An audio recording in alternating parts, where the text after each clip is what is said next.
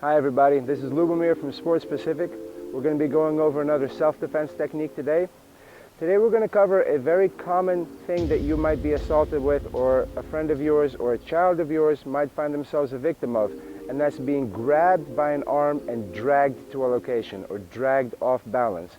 Amir will be my assistant today, and I'll show you a few different techniques to basically create a lot of pain for the person, maybe injure them, but at the very least give you leverage to break the hold and to escape and run the other way. Amir will be playing the attacker today. He'll be assisting me, showing what I could do if someone were to grab me with a 2-on-1 grip, 2 hands on 1 limb grip. Ideally speaking, if he were to grab me and just hold me there, I could immediately escape by placing my foot on his knee and either pushing off or ideally kicking off, at the same time ripping and shooting my arm the other direction. So if he were to let go, it would essentially look like this. And that would break the grip and hopefully break his knee. If that's too strong, I could essentially also grab and rip it out this way.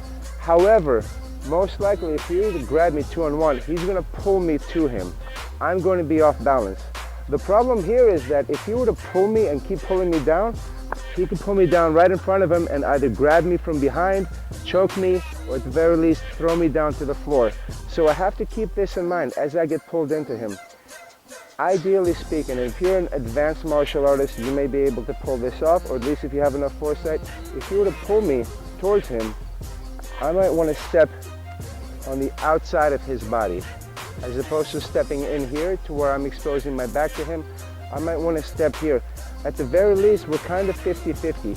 He has control of my arm. However, if both his hands are here, he's got nothing protecting his face.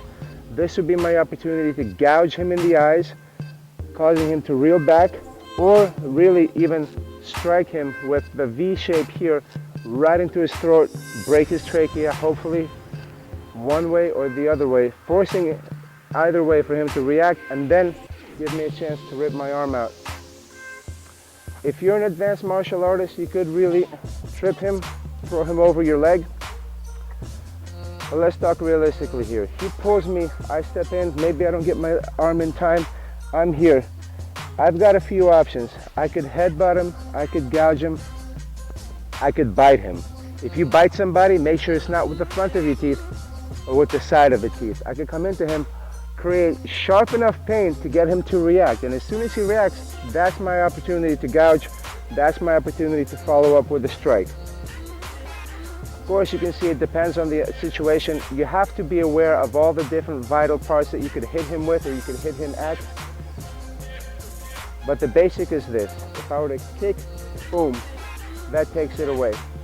So if you understand that that's the basic technique, depending on what the situation is, I can then try to work my way around. If I have to do this first, to do this later, that's all right.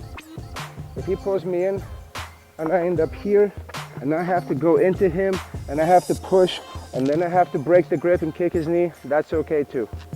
But understand, if I put pressure on a joint, he's gonna buckle into that pressure if it's a vulnerable area. Then all I have to do is worry about breaking the grip.